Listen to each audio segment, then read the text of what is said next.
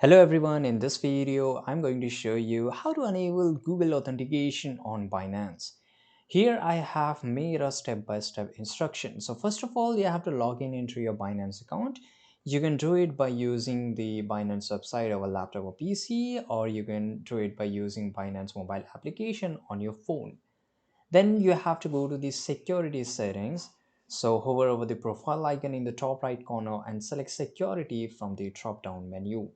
Then you have to download application which is called Google Authenticator. By the way, this is official Google Authenticator. You can also use Microsoft Authenticator or any other one. Then in the here you have to, of course, I said you have to install depending upon App Store or Google Play Store. Then you have to scan a QR code.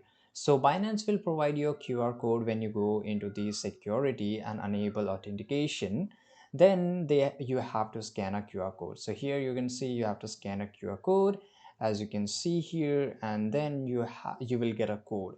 So basically you have to enter that 6-digit code right into the Google Authenticator app into Binance. Then you have to complete the verification, enter your Binance account password, and click submit to complete the process. So this is very easy to do it. I hope you found this video very useful. If you did, subscribe.